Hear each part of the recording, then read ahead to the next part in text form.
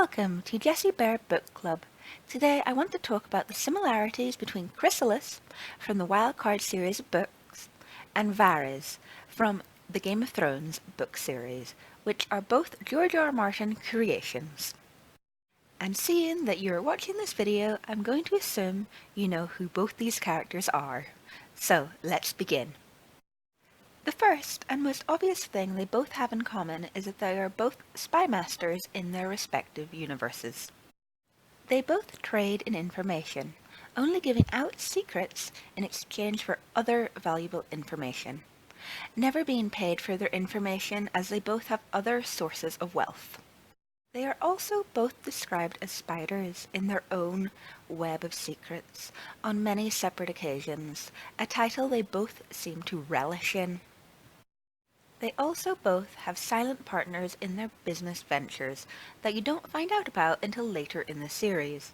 Chrysalis has Charles Dutton and Mother, and Varys has Illyrio Moropatus as a confirmed ally.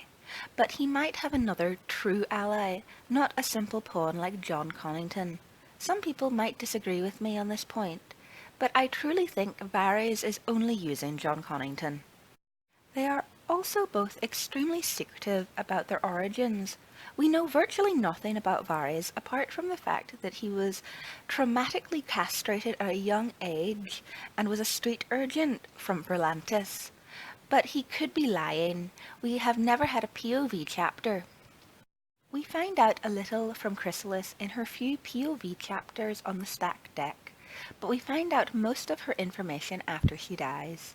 We know that her real name is Deborah Jo, and that the virus manifested itself in her when she hit puberty, and she went from being a beautiful blonde young girl to a translucent skin monster in her family's eyes, and they proceeded to lock her in their mansion for years until she eventually escaped, taking most of their fortune with her. But this must have been extremely traumatic for a young girl going through puberty.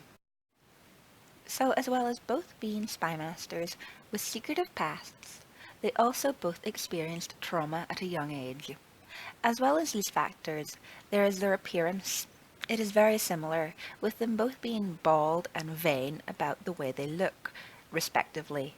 Varys is described as plump and pampered in silk and velvet with soft hands, whereas Chrysalis loves to flaunt her appearance in expensive clothes, or nothing at all. She delights in her own grotesquerie and the effect it has on others.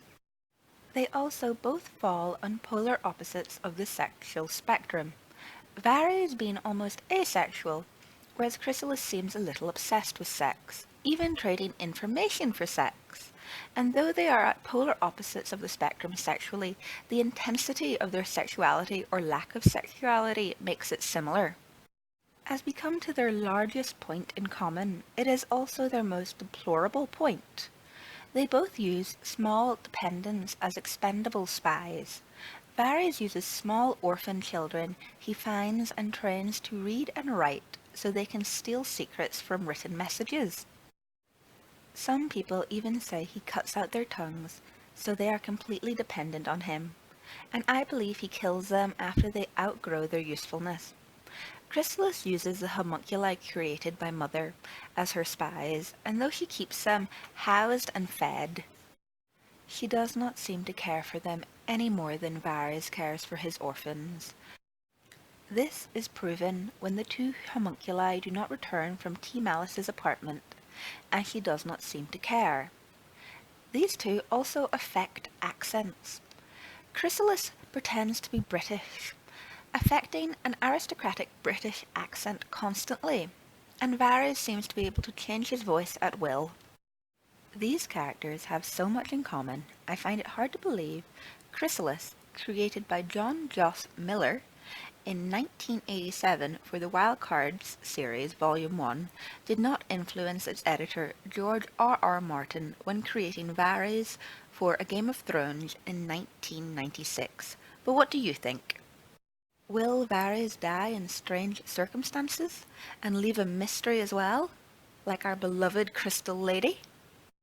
Are these characters really similar, or am I only wishful thinking?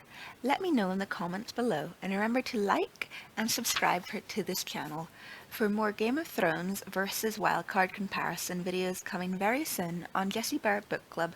Until next time, bye!